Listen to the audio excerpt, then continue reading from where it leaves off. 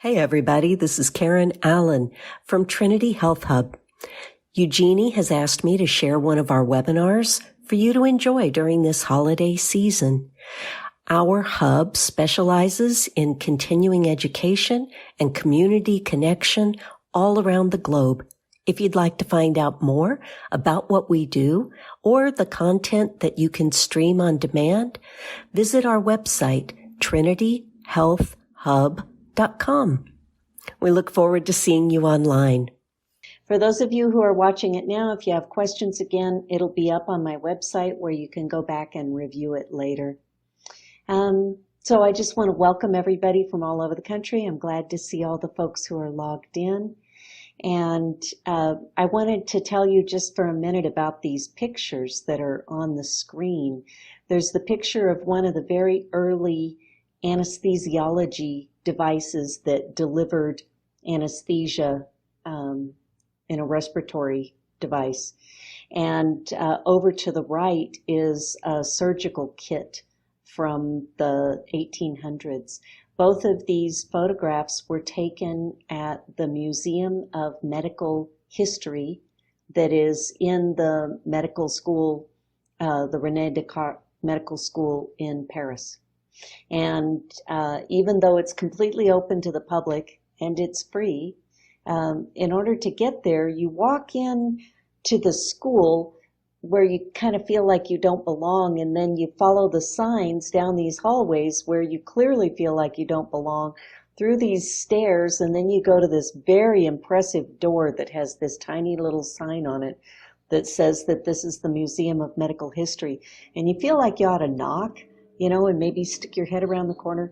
Anyway, we opened the door and tromped right in, and they welcomed us. And if you are ever in Paris, after you go visit Hahnemann and pay your respects, I'd recommend that you go look at this amazing stuff and some things with homeopathy as well.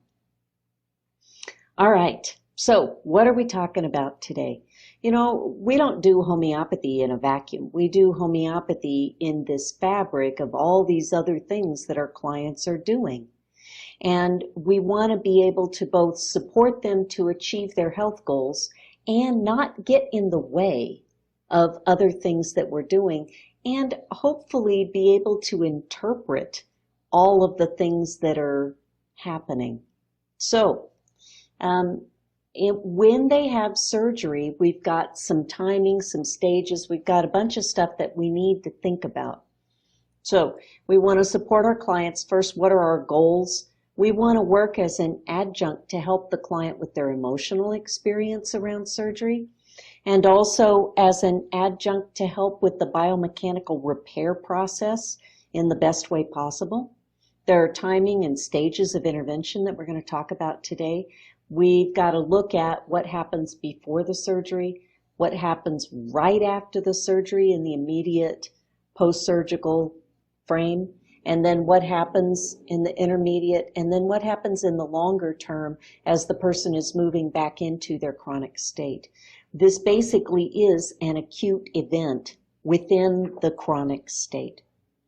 And we're also going to spend a little bit of time looking at tissue affinities, because when we put together a plan for somebody to help them around their surgery, we have to be paying attention to what kinds of tissue is involved and make sure that we choose appropriate things. So we're going to talk about tissue and affinities. And then about giving clear instructions and doing it in a way that doesn't take up a huge amount of your time, because we can spend so much time helping our clients. And then hopefully we'll have 10 minutes at the end for your questions. And of course, I welcome your comments all the way through the class. It's great to see so many of you logged in. Okay. So, support for clients. What is it that we can do for them around surgery? One of them for sure is ease their emotional distress. A lot of clients have anxiety before the event. They're nervous about this surgical event even happening. And they may also have a very emotional reaction to the experience. Imagine a woman who's having a mastectomy. And if we just look at the biomechanical process of what's happening with her breast, It's going to be very different than if we look at her emotional experience, and both of those are crucially important. And also, people have strong emotional reactions to pain. And so we want to ease their emotional distress before the event around what this experience means to them, and also as they navigate the pain post-surgically.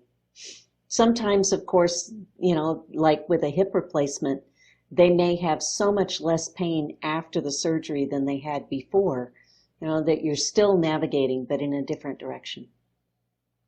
We want to provide remedies that are going to reduce pain in general. We want to bring pain levels down, and we want to do this in addition to whatever conventional meds the clients are taking. I have had some clients who didn't need any conventional meds and they only took the homeopathy and they were basically pain-free. And I've had other clients where that totally was not true. So I just want to say it's not a realistic expectation that you're going to just give somebody some arnica and all their pain is going to go away.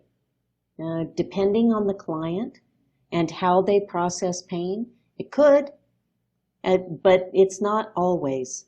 So for some of you, as we get into more discussion about this, I'd love to hear your stories about what has happened with your clients. I've had clients who, after musculoskeletal surgery, were on Rustox or Symphytum or Bryonia in a 1M or 10M dose and never had to take pain medications. So we just have to look and see what's appropriate for the client. Another really important thing that we can do for our post-surgical clients is reduce the risk of infection. We know that our remedies can help improve immune response in addition to the repair of wounds. And we also, if it looks like something infective is starting to come up, we can certainly jump right on that and address that. And of course, we also want to speed recovery. We want to shorten the amount of time it takes for the person to heal the wound, close up the integument, and then carry on with their life. And over time, we also want to reduce scarring and adhesions. We want to make sure that we don't cause or we don't allow further problems to happen. And a primary example of this is when someone is having surgery for endometriosis. They're having laparoscopic surgery where a lot of the endometrial implants, which have caused scarring, are being removed, and that process itself can cause more scarring, which is a cause of chronic pelvic pain. So we have remedies that we can use to help with that. So before we go into this, actually let me go back to this prior slide. Before we go into this, I want to share with you two completely failed cases that I've had. Things where I made a choice that seemed like a good idea at the time, but it ended up being a really not good choice for the surgical intervention that happened. One of them was a surgical procedure for a young woman who had glaucoma. And they were doing a procedure where they were cutting a little hole in the side of the eyeball. Her glaucoma was so extreme that they were afraid that she was going to completely lose vision in that eye. And they cut a little hole in the side of the eyeball and they inserted a little valve in there that when the pressure was too high could go up and open and let some of the aqueous humor drain out. And when the pressure was lower, the valve would close. So the client came to me ahead of the surgery and said, I'm having this surgery and I know that homeopathy can help and I would like something. So I gave arnica, and the arnica helped heal the tissue so well that it completely covered up the little valve. And it was a failure as a procedure because yeah, they had to go back, and the next procedure that they did was one where they cut a little flap, and they said, let's hope that this doesn't scar. And so I said, okay, no arnica. We're just going to wait and see what happens. Well, this time there was no scarring at all, and so much of the aqueous humor drained out of the little flap that the eyeball almost collapsed. And the doctors were very concerned about this, and so they did an experimental procedure where they injected some of her own blood into the eyeball in order to encourage it to create an autoimmune response and create some scarring so that it wouldn't be quite so open. So, her response to that was that her body created a lot of little platelets as if it was forming a scab within the aqueous humor in suspension. And she completely lost vision in her eye. It was like looking through a cloud, and then it was like looking through a dark cloud, and then it was like she couldn't see anything. So we're still in post-surgical sequela, and at this point, her parents came to me and said, we got nothing to lose now. Help us with something. And I gave her the Remedies cineraria, which is the little plant that many of you have in your gardens called Dusty Miller. And all of the particulate matter in her eye kind of filtered out, and she gradually went from darkness back to a dark cloud, back to a light cloud, back to clear vision. So, so that was one process where the whole intervention, you know, we ended up with a good outcome, but the first time around, you have to be clear about what is the outcome of the surgery supposed to do and how can we support that outcome. So another time was with a woman who had been pregnant and the fetus had died, and so she had a D&C, which basically there's a dilation and someone scrapes the inside of your uterus. So the whole inside of your uterus is sort of like a little raw wound. And I told her to take arnica, and arnica speeds granulation of tissues, and it actually wasn't a good choice for after a D&C. And she ended up with severe cramping pain, and I talked with her. Eventually, I gave her pulsatilla, which opens the os and helps all of the blood drain, and it was an immediate shift. So you can't just give arnica and say, all will be well. And I think as homeopaths, that is often our first inclination. If somebody has surgery, just give arnica and it's all going to be good. So my first vote of caution is that we need to understand what's going on with the surgery, what are the goals of the surgery, and how can we support the body in achieving that goal. Okay, question about the name of the remedy for the eye. This is Cineraria maritima. Oops, I have to send that to everybody.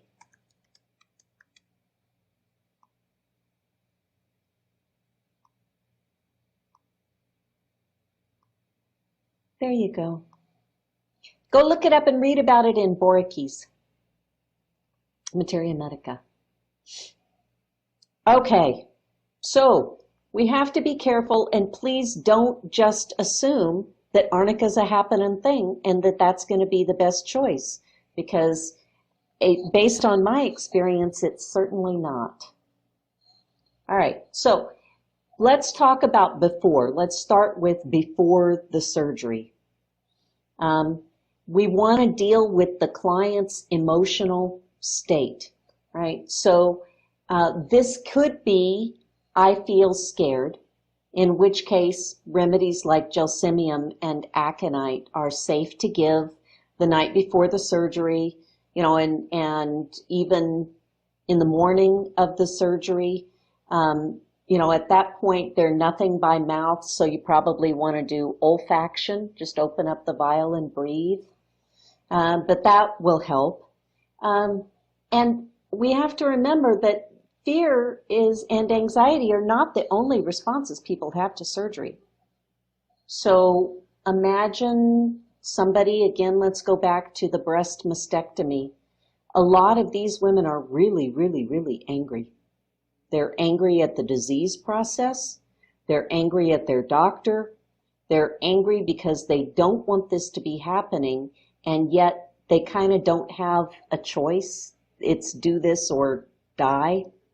They've got an advanced, fast-moving cancer. It's not an elective surgery, and they've got to do this. This is the experience that they are having, and they are angry. And remedies that deal with rage, belladonna, Lilium tigrinum, Nux vomica. Take the case, take the acute case. Or they may be feeling very sad and hurt and wounded. This may be a pulsatilla or a staphysagria kind of circumstance. But don't just assume that they're going to be anxious before surgery. Really ask, how are you feeling? How are you experiencing this plan? And what's your plan in the few days before the surgery?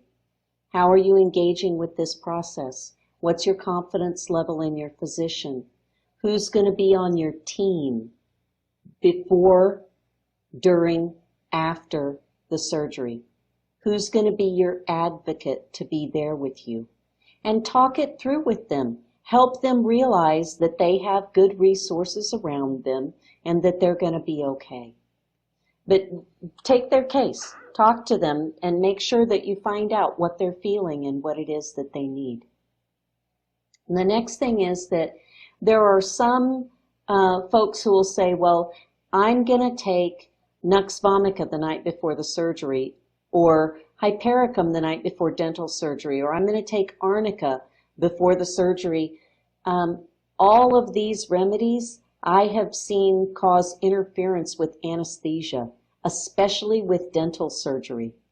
So I don't recommend any of those things being taken before. Right. See Valerie's notes here. My understanding is that Arnica brings you back into your body and holds you in your body. So giving it before surgery can make it hard to respond to anesthesia. Right. Had clients need extra anesthesia when they take Arnica. Yep. Question from Mary Jo. Did I use the cineraria topically as Boriki discusses it? No, actually I gave it internally. Okie dokie. So, I tell people, let's deal with the emotional experience you're having before the surgery. But once we get to the point of surgery, and we're then in the initial recovery, the first 24 hours, as soon as a family member or whoever is their supporting team can get to the client, might be in the recovery room, in their hospital room, in a clinic setting, if they've just had a tooth extracted or whatever. There's things that we want to scan for and prepare for. One of them is nausea and disorientation from anesthesia. And in the write-ups that I give my clients, I have a section about this. If you are experiencing, because some people leave their body and they just don't come back. Or they've got horrible, horrible nausea and vomiting, or they feel really, really woozy and they're just not coming out of the anesthesia the way that you would expect. So the 4 most common remedies that I've had the best results with for this are phosphorus, which would be number 1, ether, which is when the person just can't seem to come back into their body. They're just floaty. And you can read about the remedy ether, which in some materia medicas, it'll be spelled A-E-T-H-E-R. sulfuric acid, and the remedy emerald. If you read in Colin Griffith's New Materia Medica, you can find out what he has to say about that. It's a remedy for helping people get into their corporeal form, and it takes away that haze of the anesthesia even weeks, months, years later. Oh, and Valerie says that she's also had good results with Nux moscata. Okay, that makes sense. All right, so we want to make sure that they've got something on hand that if this is a problem, they can take. The next thing is that we want to address the actual physical surgery. Remember that your body does not know that this is being done as a favor for you, as a kindness for you on your behalf. So we want to make sure that your body gets some support around the fact that this is a biological trauma. You know, as if you got sliced by a knife or run over by a tractor or, you know, whatever, eaten, you know, your leg got attacked by a bear. As far as your body's concerned, there's a wound. And it's not too concerned about whether this wound happened in a surgical procedure or falling down a cliff. It just knows that it has a wound. And the client may have a really strong reaction to the surgery. So you have to talk with them. How does it feel in the area of the incision? They may have very individualized pain.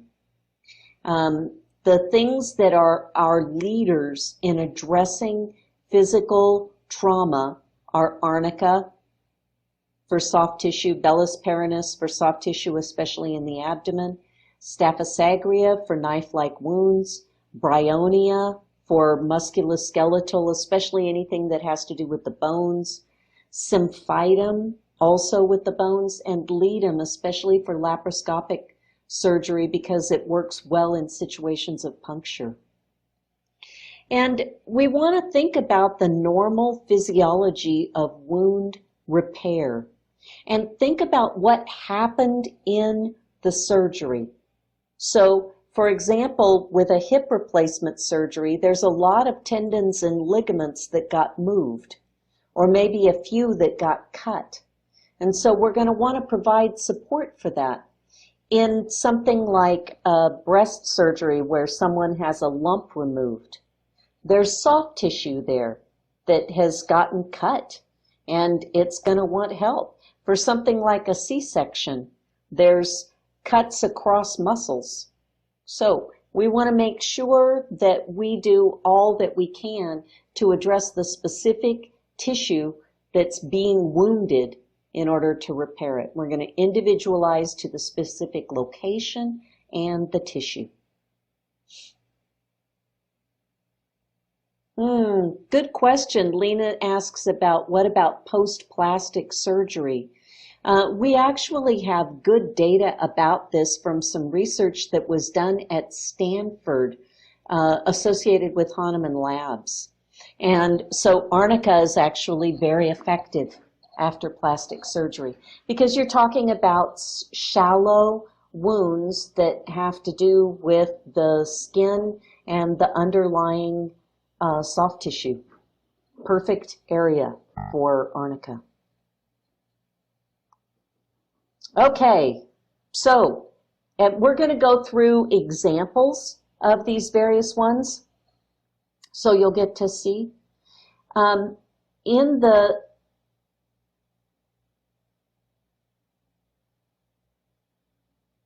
Okay, so Valerie says that she's given all of her clients the combination from Helios of arnica, bellis, calendula, hypericum, and staphysagria in a 200C, and she gives it to them as soon as possible after surgery, and nobody needed morphine. Doing well. For a C-section, you know, Bellis perinus is great for that because you're talking about trauma to abdominal organs. Yeah. Okay, so Once we get past the first 24 hours, where we really want to deal with the effect of the anesthesia and the initial trauma of the wound, and this is what Valerie's talking about here with the combination remedy from Helios. It's really addressing the initial trauma from the wound. High potencies are appropriate here. 200, 1M, don't feel bad about it. You know, give them stuff that they can have on hand.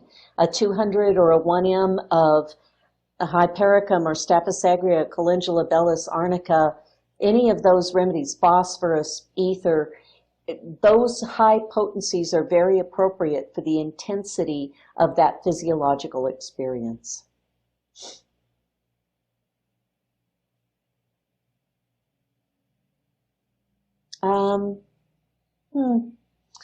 Question about plastic surgery. Let me address that when I get into other individual things toward the end, because yes, there are some other great tools to use. Okay, so we want to individualize. Once you get past the first day or two where you're really dealing with the fact that there was trauma, then is our room to really individualize. So let's go through that. Supporting granulation of soft tissue. Think about arnica. For people who have surgery on their eyes, think about aconite. Aconite is called arnica of the eye. And in my experience, for people who have cataract surgery or for people who have detached retina repair or any of those kinds of things, aconite works great, and I usually give it in LM potencies. And I have the client take it frequently, 3 or 4 doses a day. And I've also used high potencies, 1M, 10M, in cases of trauma to the eye where it was getting repaired. But remember aconite and eyes. I think that it works better than arnica. For trauma to bones, joints, ligaments, bursa, that kind of stuff, symphytum, calc-phos, bryonia should also be in there. And these are things that are really going to help reduce the pain and help the body begin to repair. And again, we're in this intermediate zone where we're still dealing with the trauma. Damage to the periosteum, the ligaments, and the tendons. This is from Ruta. Ruta has a very strong affinity here. People who have laparoscopic surgery, one of the things that they do, they make a little incision. It's like they drill a little hole, and then they pump gas into, say, the abdominal cavity so that they can see what's going on in there. It gives them space to work. And clients can have a lot of discomfort and may or may not do really well after having been sort of puffed up like that.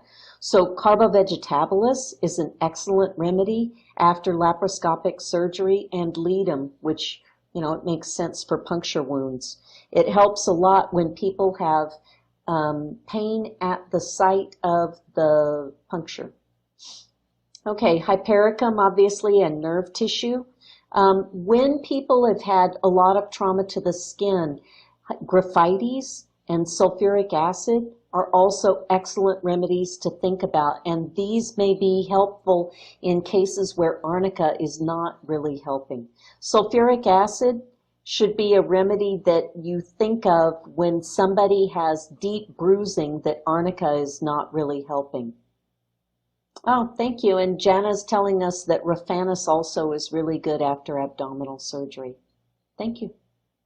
Are there particular indicators for it that you think of, or you just work with it because you've seen it work?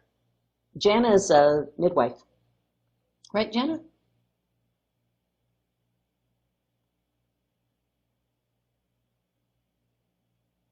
So if you have some hints about Raphanus that you'd like to tell us, that would be great. All right, and then issues with the incision. Think about Staphysagria, which is a great remedy for knife wounds. When people have an incision that won't heal, you know, think about silica, non-union of fractures, that kind of thing. And then prevention of infection.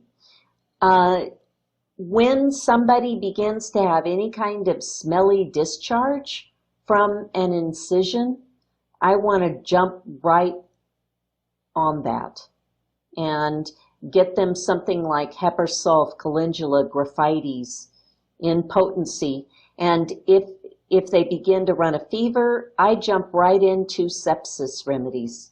We're not messing around here. I want that person to be taking pyrogen and lachesis and belladonna, things that, yes, gunpowder, excellent. Valerie, you're on it. You guys know this stuff. Okay, once we get through that, then we go into the recuperation phase. And this could be a few weeks, depending on what the surgery was. It could be a few months. It takes months to get through joint replacement. And it might take a few weeks to get through, a C-section. And then you've got the recuperation. And here's where we really want to be preventing adhesion and scarring. Low potencies, X potencies of Graphites or thiocyanamide, which is mustard seed oil. These have a really strong affinity to the skin and the fascia. And so, especially for clients who have scarring issues in general.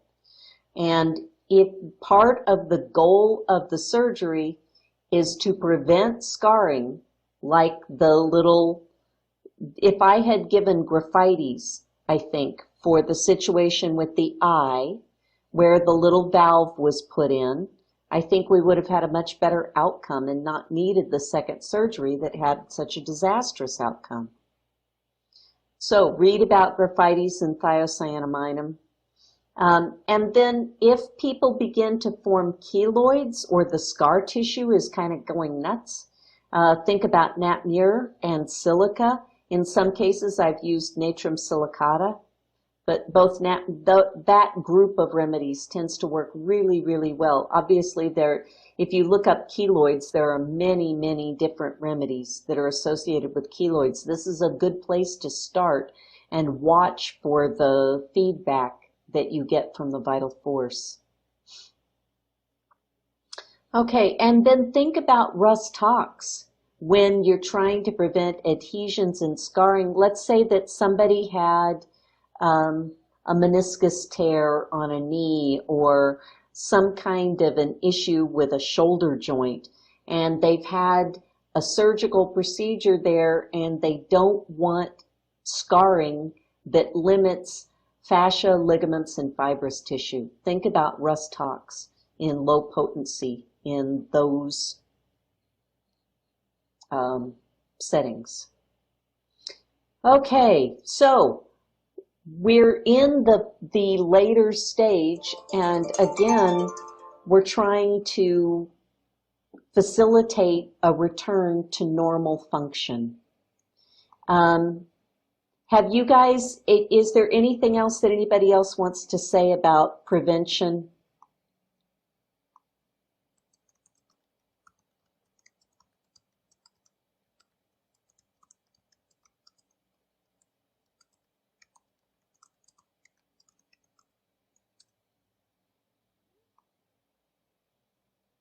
Oh, excellent question from Sravanthi.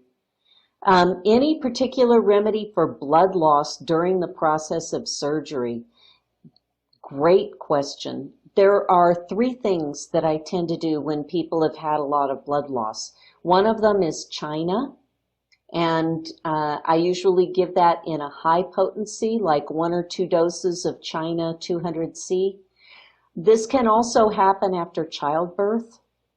And then ferrum phos, cell salt, or something low like a 6C, 6X, multiple times daily.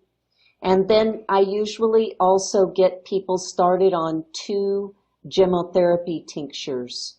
One of them is the one from Boiron. It's Cornus sanguineus, and from Boiron it's called blood twig dogberry, which sounds really goofy. From some of the other vendors, it's called dogwood. And the other one is if you eat, it's tamarisk. There you go. So those two help rebuild the blood. And I've had really good results with this. Anybody else want to comment on the blood loss? When blood clots, excellent. This is a great question. When blood clots are a noted risk after the surgery, then there are two things that I do. One of them is that I usually get people started on Bothrops or Vipera, like in an LM potency daily. And I also get them started on, those of you who have sat in my classes, what's the name of the Japanese supplement that helps with blood clotting? I can't think of the word for it right now. Natto, thank you. You guys are all ahead of me. Great. So if you have Natto, you just buy it at the store and take one capsule daily. It's sort of a naturopathic equivalent of heparin and works really well.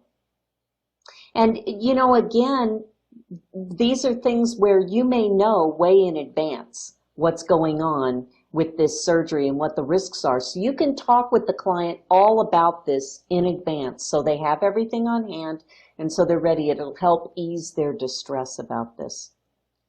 Okay, so we're into the recuperation phase. Another one of our goals is facilitating their return to normal function. We want to support their stamina. Arnica is actually a great remedy for supporting stamina. Cell salt combinations like bioplasma, it's great. Another possibility is to get them on amino acids. I like to use the amino acid complex by a company called Solgar, Solgar.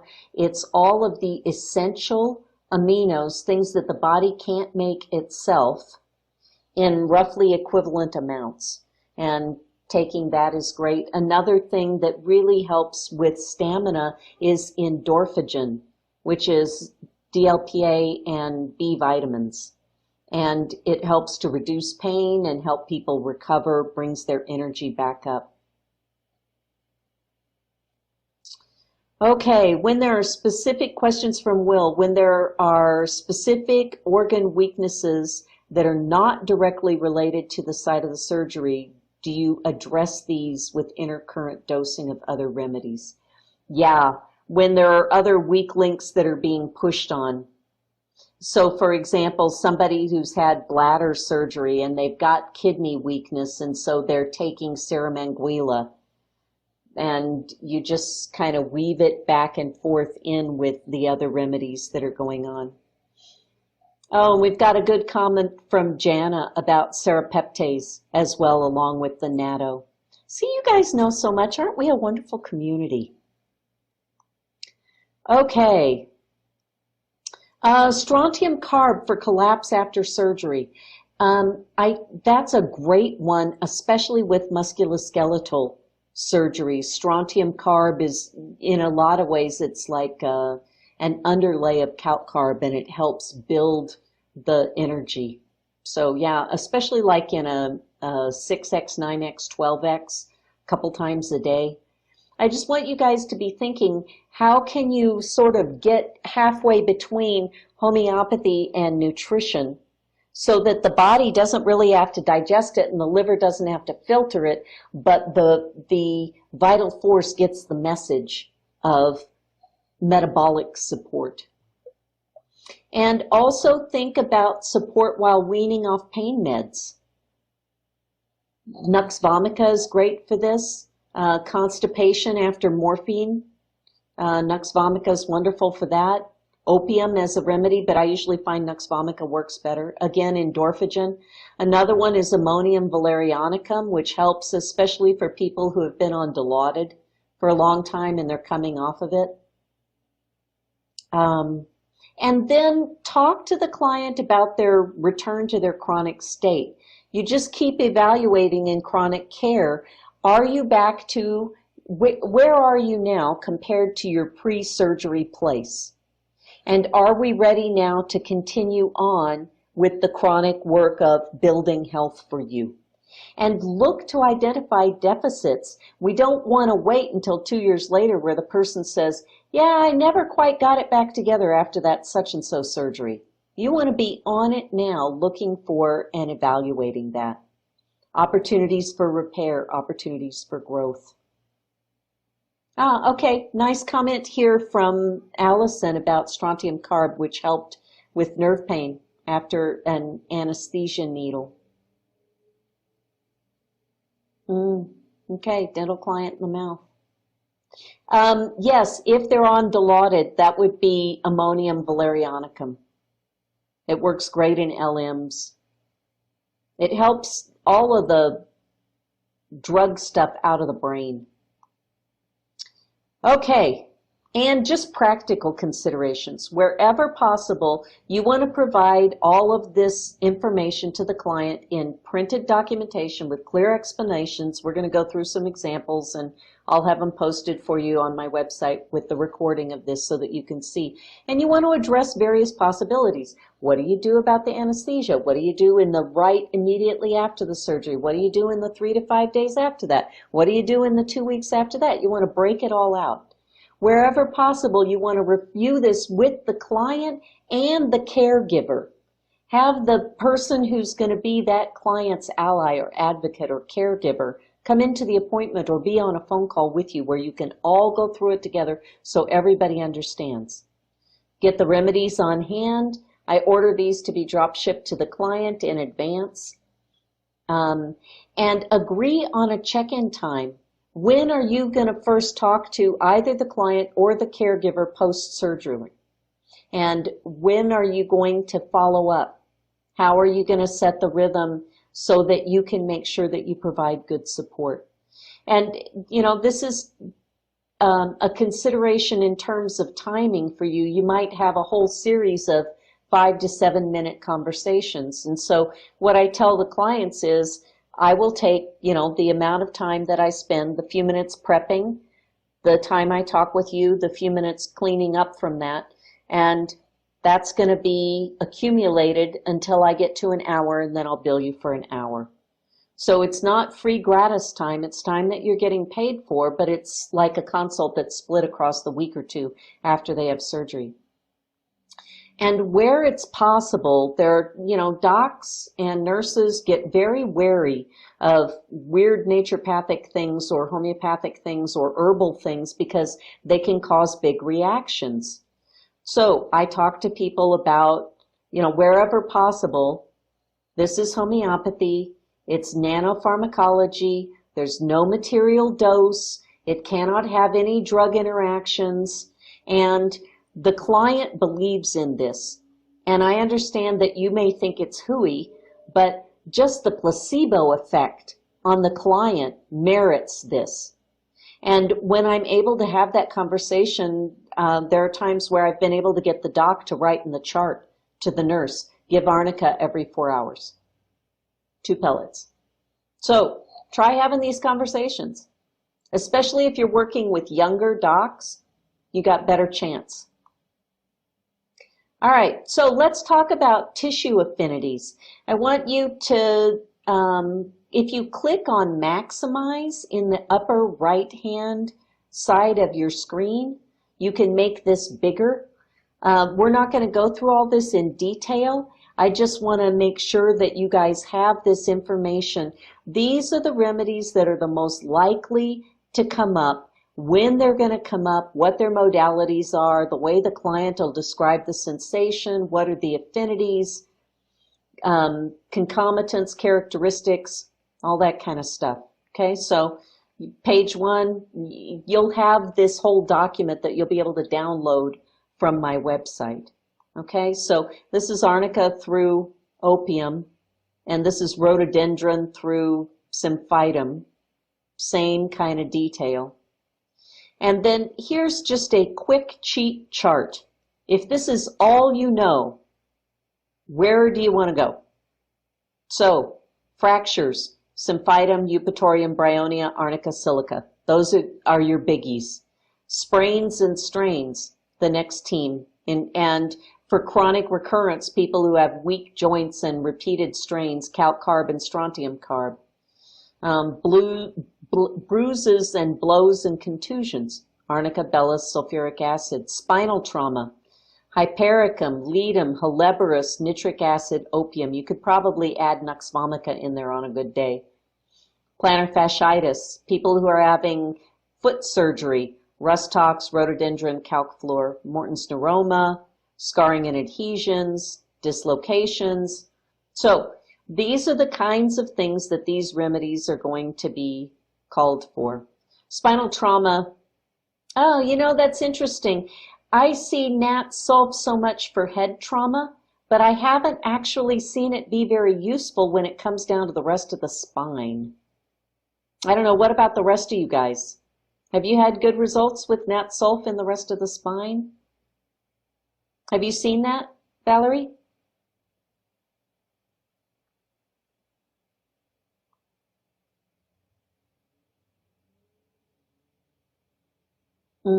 Okay.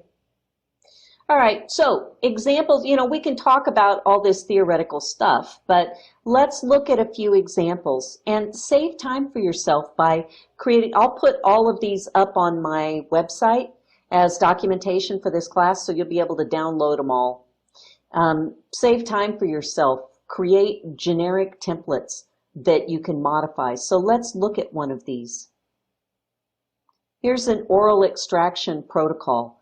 Again, if you click page width on the upper right, it'll make it bigger, and you can click maximize to also make that bigger. All right, so I give it broken out in steps like this. Step 1, prior to, get all this stuff on hand. Prepare it for use. Use an 8 to 12 ounce disposable water bottle with a pop-up lid. One of the biggest issues post-surgically is knocking stuff over so that it falls on the floor, it's all spilled, they can't use it. Getting those water bottles that have the little sport pop-up lid so that you don't have to unscrew anything and you can just squirt it into their mouth, that works great. You can drip it into their mouth. Now, you know, if you get it together so that you have little eyedropper bottles and all that kind of stuff, some clients like that, but it can also make the medical staff very nervous. What is in those? What are you giving? And they don't tend to worry too much at all when they see a water bottle. So, step 2, as soon as possible after the surgery or extraction, take the arnica, have a family member bring this to you. And it explains exactly. And then it says, you know, follow your physician's instructions for icing, for pain meds. The homeopathics won't interfere, and the pain medications you're given won't interfere with the action of the remedies. I'm not always sure that that's true. But, you know, I tell people, stay ahead of the pain. Don't wait until it really, really hurts. You were trying just the homeopathics, and then you're in severe agony with huge swelling. You didn't do the icing. You didn't do... No. Follow the directions. And talk with them before. What do you feel comfortable trying? And then on the evening of the surgery day, take a dose of hypericum, blah, blah, blah. Now, this was made for a specific client for a specific agenda. And I modify these and adjust them for each client for exactly what they need. Oh, look at Jana's note here. I use spray bottles or 8-ounce bottles. She's written holy water with some local docs who took arnica bottles. That's funny. And in hospice care, we soak cotton. Oh, great. And put the pad in between the cheek and the base of the T. And squirt it. Great. Good options. Okay, and so now here down at the bottom, there's a couple of options here for chamomilla or bryonia. Now, this was for one particular client. Let's say that I have a different client where I see a different pattern. I'm going to adjust these, but I'm going to have these steps of prior to surgery prepare, as soon as possible, the evening of that day, starting the next few days after that for this amount of time. Okay? So this is an example. Let's do another one. There are some clients who they just can't deal with anything very challenging. And so the bare bones. Here's another example. Please use these remedies for support. Arnica in 200, Arnica 30. I like those, Hahnemann Labs has the Alpine Pharmaceuticals blister pack, Arnica in a box, where it's got the 1M and then a bunch of 12Cs. Those are great. I give those to clients for surgery prep. All right, so tells you this top part is like the shopping list. What do you need to get on hand? Or if I'm going to send it to you, make sure you put it in a little bag to take to the hospital or to the clinic. All right, and then to use these remedies, what do you do? And here's the instructions. Repeat this hourly. If you're having persistent nausea or feeling spacey or woozy, then take some phosphorus. Now, this particular client that I wrote this for was somebody who was quite sensitive. So you see that there's a little bit of Arnica 200, but everything else is in lower potencies. So there are other clients where I might make this a 1M or a 10M. If you're experiencing severe pain at the surgical site, then you take Staph aureus. And then on the evening of your surgery, start with this thing. Okay, so you've got basically the pieces here. Adjust them however you need to help the client individualize. Okay? So that gives you some examples so that you can see what I'm talking about with the instructions and creating templates. And if you have to figure it out for one client, write it up like this, save it as a document so that you don't have to start from scratch. And, when you explain it to somebody and you just make little notes on a piece of paper, then you have to start over from scratch the next time and you got to think it all up again. So make a form and stick it somewhere in a file. I have in my computer, I have a big folder called Homeopathic Practice. And within that, I have little folders. One of them is intake forms from clients, and one of them is lab notes from clients, and one of them is forms that I give out to people, all different kinds of adjuncts, and my forms for surgical stuff are in there. Okay? So, time for questions. Do you guys have questions or other comments, other things you've seen work or specific circumstances that you're concerned about?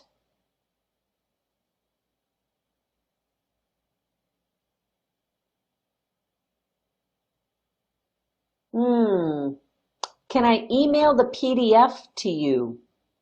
There are a whole bunch of people on here whose emails I'm not sure that I have. So what I will do is create a page on my website under Continuing Ed Training, and I will put this document and all the other adjunct things there so that everybody can get to them. But you'll have to go look at my website. I'll do it tonight or very early tomorrow morning. And so look for the free CEU on, it'll just have the same name, helping clients, homeopathy for clients having surgery. Okay, and yeah, I often tell clients don't put their remedies in the fridge for a couple of reasons. One of them is because if you're in the hospital and you're worried about it, clients are worried about it, and they ask the nurse to put it in the fridge, it just disappears and you never see it again. And if you put your water bottle with Arnica or Hypericum rubellus or whatever in the fridge, somebody comes in and drinks it. Kids drink it, whatever. As soon as you put it in the fridge, it stops being medicine. So, yeah. Okay. Let's see. Ideas for bunion surgery. Bunion surgery is its own unique thing because it involves bones, fascia, and periosteum. And so I have clients alternate bryonia, ruta, and calc floor. and calc fluor in every potency, also for cataracts. The other thing that I have people do post-cataract surgery, I usually have them on aconite, LMs, and calc fluor cell salt. And I also ask them to get a product from lef.org, Life Extension Foundation, called Bright Eyes 3 drops that are nutritional drops. The glycation that is the cause of cataracts is almost certainly a nutritional deficit. And so the thing that we really don't want to have happen is for the cataract to be removed and then it just comes back. And we see this a lot in older people. So the Bright Eyes drops have N-acetylcarnosine, which actually helps break down and reverse the glycation, and other kinds of nutrition, bilberry and vitamin A, and it's got a bunch of stuff in there. It's kind of expensive and clients gripe about it, but they use it. Yeah, bryonia and ruta in higher potencies and calc fluor in 6x potencies for bunion surgery. Bunion surgery is really hard because it takes a long time. Like usually for the first week, people have to have their foot above their waist. And it can take months without this. Strontium carb is good. Symphytum, if there's a lot of bone pain, individualized within that group. But if you stay, would it reverse cataracts? The Bright Eyes drops, yes. The N-acetylcarnosine drops do reverse cataracts. I've seen this in my clients, and there's research out of Russia showing this. But again, you have to kind of get somebody who's in the early stages of cataract. They're not blind because of the cataract. They're in the early stages of it, and they've got time because it took months to show up. It'll take months to reverse. But it is a nutritional deficit. Gemmos can be great for that too. Okay, guys, any last questions? We're finishing up our last couple of minutes here.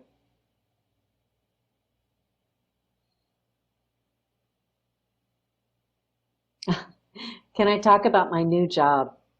I am working for a foundation that is doing biofield research, and it's incredibly exciting, and I am in a stage of work now where we're writing up a lot of the research publication documents. They've been drafted, but they've been drafted by people who don't have English as a first language. And so there's some sentences where there's no verb. And so it's fascinating and amazing to be working with all of that. There's not anything else that I can tell you about it yet, but because we can't talk about stuff until it's published. But we're in the process, and it's very exciting. Thank you. Thanks for asking. Yeah, biofield as in energy of the body, biofield as in homeopathy, biofield as in acupuncture, biofield as in meditation. Yeah. Yes. Yes, yes, yes. All right, guys. Blessings to you all. Watch for this on the website, and you'll be able to download it and get all of these documents. I've also got information on the website about a couple of other classes that are coming up. Menopause, gout. There'll be an organ-focused class on gout because this is a growing issue. And a one-day workshop on imponderables. And there's a couple of other free webinars. One of them is going to be teaching clients how to make autonosodes. And another one is managing herpetic eruptions acutely. Thank you. All right, guys. Best wishes to you all. I'll look forward to seeing you another time. Take care. Bye-bye.